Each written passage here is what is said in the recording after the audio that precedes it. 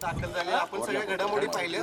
काय नेमकी आपली प्रतिक्रिया सगळ्या घडामोडींवर? मी काय नॉट रिचेबल नव्हतो. मी फक्त देवदर्शनासाठी आजचा दिवस राखीव ठेवलेला की या सगळ्या प्रोसिजरला सामोरं जाताना आपल्या कुलदैवताला जाऊन यावं म्हणून मी देवाला जाऊन आलेलो आहे. नॉट रिचेबल काय नव्हतं. हातामध्ये संविधानाचं पुस्तक घेऊन उभारलेला आहात. काय नेमकं पुस्तक घेऊन उभारलंय काय? नाही, संविधान हे प्रत्येकाचा अधिकार आहे. मला घटनेनं जो अधिकार दिला त्या अधिकारानं आपण निवडणुकीला सामोरं जायचं आणि सामोरं जाताना संविधान हे आपल्याला जो अधिकार दिला त्या अधिकारानं आपण पुढे जाऊन नागरिकांच्या कौल घेऊन जे काय आपल्याला कौल देतील त्याला सामोरं जायचं. याचं प्रतीक जे आपल्या हे भारत देशाचं एक संविधान हे प्रतीक आहे म्हणून ते संविधान हाती दिली होती. त्याच्यानंतर मधुरी महाराज यांना उमेदवारी दिली.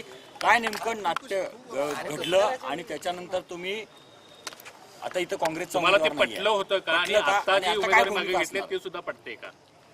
सगळा घटनाक्रम सांगा. तुम्ही सगळ्यांनी बघितलेलं आहे की मी काँग्रेस पक्षाकडे रीतसर अर्ज करून डिपॉझिट 20,000 रुपये भरून मुलाखती देऊन आम्ही 8 जणांनी मागणी केली होती. त्यानंतर स्थानिक नेते छत्रपती शाहू महाराज खासदार सर्वांचे आमचे लाडके नेते बंटी पाटील साहेब, माजी आमदार मालोजीराजे छत्रपती, आमदार विद्यमान जयश्रीताई जाधव यांच्या सर्वांच्या चर्चेतून यांनी एक हे ठरवलेलं की कार्यकर्ता पॅटर्न राबवायचा आणि विद्यमान आमदार जाधव ताईंना थांबवून कार्यकर्त्यांना प्राधान्य द्यायचं. त्या पद्धतीनं राज्य अहवाल, केंद्र अहवाल आणि AICC कडून 27 ऑक्टोबरला रात्री 11 वाजता TV वर काँग्रेस पक्षाची तिसरी यादी जाहीर झाली. त्यामध्ये माझं नाव उत्तर मतदारसंघ 276 क्रमांक जो उत्तर विधानसभा मतदारसंघ आहे त्याकरता राजेश भरत लाटकर हे नाव जाहीर झालं. रात्री 11 वाजता नाव जाहीर झालं. आम्ही सर्वजण आनंदी झालो. सकाळी उठून सर्व इच्छुकांना भेटलो, सर्व नेत्यांना भेटलो. पण दुपारनंतर 28 तारखेनंतर 3-4च्या पुढं काय घडलं, कसं घडलं, काही 3-4 लोकांनी मीडिया ट्रायल चालवली की मी काँग्रेस पक्षातून बाहेरून आलोय, मला पसंती नाही आहे, नाराजी आहे आणि याच्यामध्ये कुठेही पक्षीय चौकट, पक्षीय धोरण, पक्षीय नियम पाळला नाही आणि परस्परच माझी उमेदवारी बदलली आहे आणि मधुरी महाराजांची उमेदवारी जाहीर करण्यात आली. हे मी मीडियामधूनच बघितलं. हे रात्री 28 तारखेला बघितलं. पण आम्ही 29 तारखेला फॉर्म भरायच्या तयारीत माझा फॉर्म उत्तर विधानसभामधून, ऋतुराज पाटील साहेबांचा दक्षिणमधून आणि राहुल पाटील साहेबांचा करवीरमधून म्हणून असा 3 आर असा पॅटर्न करून हा जाहिरात सगळी झाली होती आणि माझ्या सर्व कार्यकर्ते आणि आम्ही सर्व परिवार पूर्ण तयारीनिशी रात्री आम्ही चालू होतो. पण रात्री हे चालू झालं आणि मला सकाळी बंटी साहेब आणि मालोजीराजांनी बोलवून सांगितलं की असं झाले, काही विशिष्ट परिस्थितीमध्ये थांबावं लागते. पण मी म्हटलं जर कोण ते पत्र मी आज इथं आणलेलं आहे, काल माझ्याकडे होतं ते, त्या पत्रामध्ये ज्यांनी ज्या पत्राद्वारे मागणी करण्यात आली आणि पत्र मालोजीराजांच्याकडे देण्यात आलं ते पत्रामध्ये पूर्णपणे खोट्या सह्या, त्यामध्ये उत्तर मतदारसंघाशी संबंधित नसलेले सदस्य ज्यांनी नंतर बंटी साहेबांना आम्हा सगळ्यांना सांगितलं की आम्हाला बोलवलं का आणि केलंय का. माझी अडचण नव्हती. माझ्यावर जर विरोध होता, माझ्यावर तक्रार होती तर ती पक्ष कार्यालयामध्ये पक्ष निरीक्षकांच्या समोर, जिल्ह्याचे नेते या सर्वांच्या पदाधिकाऱ्यांसमोर याचा उहापोह झाला असता आणि सन्मानानं जर मला सांगितलं असतं की आपण हे नाव बदलणार नाही ते तर पक्षाच्या आदेशापुढे मी गेलो नसतो. शेवट पक्ष आहे तर आम्ही कार्यकर्ते असतो हे मानणारा मी कार्यकर्ता आहे. असं मानूनच गेली 25-30 वर्षे मी समाजकारण आणि राजकारण करतोय. परस्पर बदलणं, 3-4 लोकांनी मीडिया ट्रायल करणं, त्यात माझ्या परिवाराची माझी हाकनाक बदनामी झाली, माझ्या कार्यकर्त्यांची बदनामी झाली. त्यामुळे आत्मसन्मान कुठेतरी कार्यकर्त्याचा राहिला पाहिजे. शेवट राजकारण, समाजकारण असेल, प्रतिष्ठा असेल, पद असेल, याच्या पलीकडे जाऊन एक आत्मसन्मान जो कुटुंबाचा आणि माझा स्वतःचा कार्यकर्त्याचा आहे हा जपला पाहिजे. म्हणून मी त्यांना सांगितलं माझं स्वातंत्र्य हिरावून घेऊ नका. मी माझा अपक्ष फॉर्म भरतोय. माझा फॉर्म मी भरला. त्यानंतर कसा उत्साह कोल्हापुरात, सहानुभूती चालू झाली.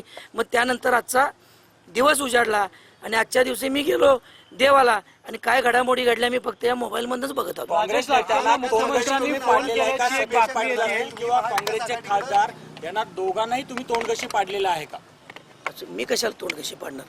मी फार छोटा कार्यकर्ता आहे साहेब. मी काही तोंड कशी पाडायचं कारणच येत नाही आणि माझा त्या घटनेशी संबंध देखील येत नाही.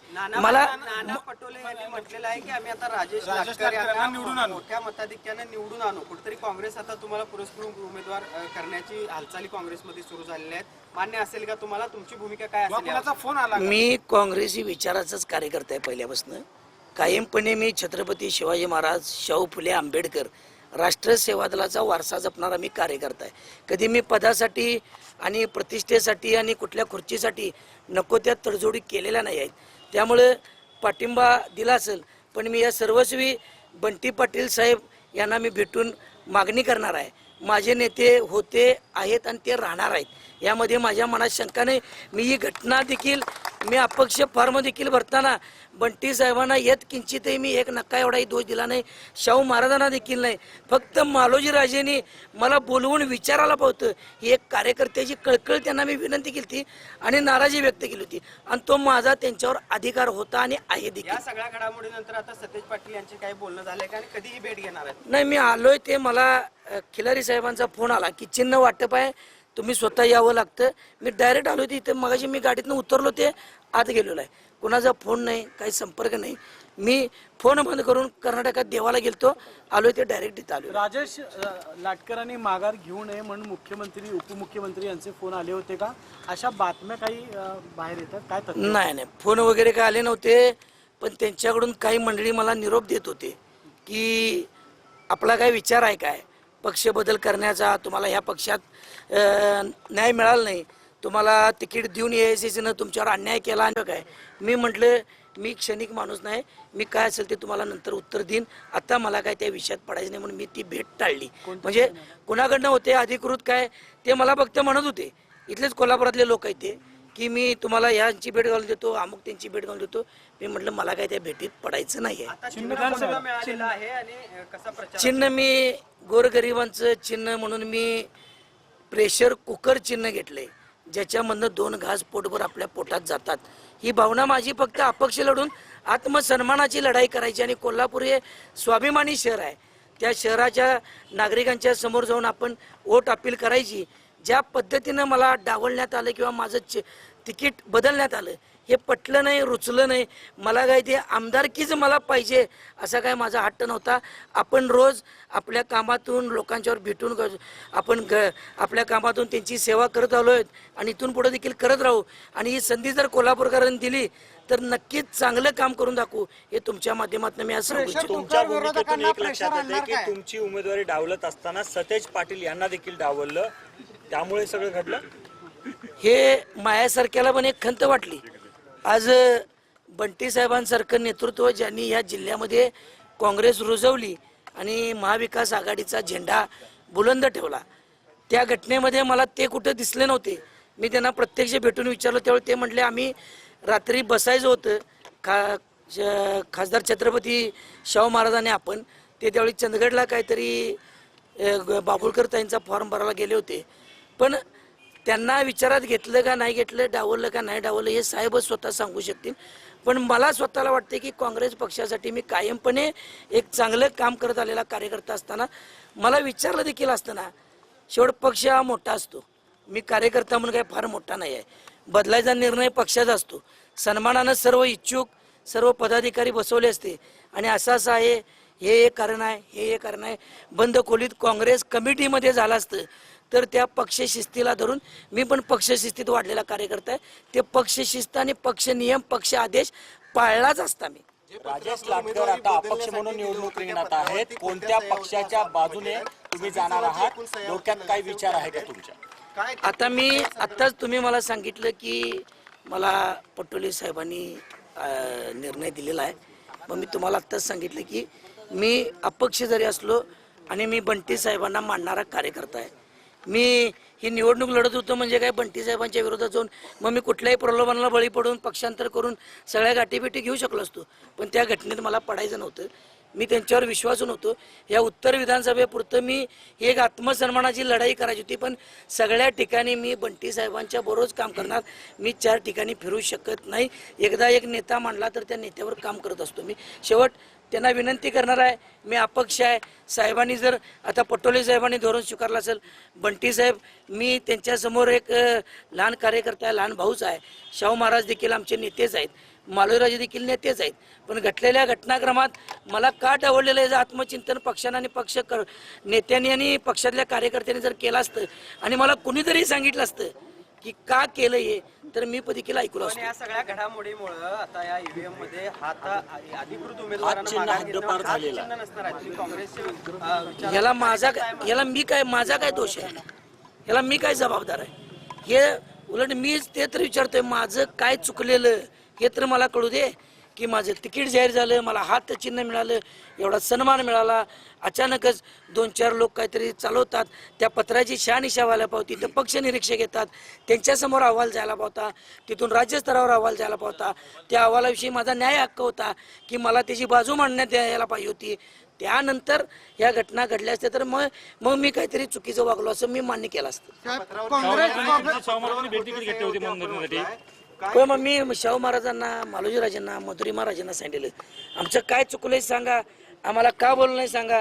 आम्ही तो आणि हा जो काय अपमान झाला आहे आणि हा जो काय आमचा आत्मसन्मान डावलण्यात आलेला आहे, त्याचं आम्ही उत्तर आमच्या कार्यकर्त्यांशी बोलल्याशिवाय मी काही देऊ शकत नाही. महाराज, आपण आलात, आपले पाय आमच्या घरी लागले, धन्यवाद व्यक्त करून मी त्यांना चहा पाणी, आपल्या आलेल्या घरी पाहुण्यांनी, राजे आमच्या घरी आले, आम्ही स्वागतानं त्यांचा मान सन्मान केला होता की. पण मी लोकशाही मानणारा कार्यकर्ता आहे. ज्यांच्या जीवावर आपण राजकारण करतोय त्या कार्यकर्त्यांना विचारल्याशिवाय मी निर्णय कसा देऊ? त्यामुळे मी त्या दिवशी निर्णय, मग काल आम्ही मिटिंग घेतली, त्यामध्ये लोकांनी मला प्रचंड 1-2 तर रॉकेलचे कॅन घेऊन आलेले. मी तुम्हाला स्पष्ट सांगतो, उगीच काहीतरी मी भावनावशी होऊन चुकीचा निर्णय करून कोणातरी माझ्या कार्यकर्त्यांना दुखवणे माझं काम नव्हतं. म्हणून मी अपक्ष नाही ना बाबा आपल्याला देत, आपण आपले अपक्ष लढायचं या धोरणाने मी चाललो होतो. साहेब, शेवटचा प्रश्न, काँग्रेसची साथ घेऊन आता तुम्ही विरोधकांवर प्रेशर आणणार आहात का? नाही, प्रेशर वगैरे लोकशाहीमध्ये काही नसतं. सर्व पक्ष, सर्व कार्यकर्ते, लोकशाहीमध्ये मतदारच प्रेशर आणत असतो. त्यामुळे हे मतदारांनी प्रेशर आणलं का काय असं मला वाटायला लागले. माझं चिन्ह प्रेशर कुकर आहे, ते प्रेशर कुकर आणण्यासाठी नाही, मतदारांनी त्याच्यावर बोट दाबावं आणि विजयाची शिट्टी वाजावी कुकरची, प्रेशर कुकरची. छत्रपती यांनी कार्यकर्त्यांचा खऱ्या अर्थानं सन्मान राखला गेला आणि त्यांनी उमेदवारी मागे घेण्यास भाग पाडलं, त्यावर तुमची प्रतिक्रिया काय? नक्कीच जर महाराजांची ही भूमिका असेल आपल्या ठरल्याप्रमाणे तर मी त्यांचा शतशः आभार आहे. मी शेवट कार्यकर्ता म्हणून शाहू महाराजांच्या निवडणुकीत काय काम केलं, कसं काम केलं कोल्हापुरांनी बघितलेलं, आणि त्यामध्ये माझ्या येथील मताची आकडेवारी 14,000 मधली 8 ते 8,500ची आणि कसबा बावडा इथून 5,000ची, कावळा नाक्यापर्यंत 13,000 आहे, उरलेल्या परिसरामध्ये 1,000ची होती. हा विचार महाराजांनी केला असेल, हीच तर मागणी आम्ही महाराजांच्याकडे केली होती की महाराज आम्हाला न्याय द्या, आणि महाराजांनी न्याय दिला असं म्हटलं तरी काही वावगं ठरणार नाही. सतेज पाटील सुद्धा नाराज झालेले या सगळ्यात संताप व्यक्त केला. संपर्क साधणार आहे का? नाही, आता मला काय घटना घडली काय नाही मला खरंच काही कल्पना नाही आहे. हे तुमच्या संपर्क साधणार आहे का? नक्कीच आता हे तुम्ही कळताय की हात चिन्ह म्हणजे मधुरी महाराजांनी जर माघार घेतली असेल तर एक स्वाभाविक कार्यकर्ता आहे. निवडणूक काय सगळ्यांनी मिळून होते आणि ते तर आम्ही पण त्यांच्यावर कायम काम करत आलेलो आहोत, भविष्यात काम करणारच आहे. त्यांनी किती जरी लांब केलं तरी आम्हाला काय त्यांना घेतल्याशिवाय आम्ही काम लांब जाऊ शकत नाही, त्यांना घेऊनच काम करणार आहे.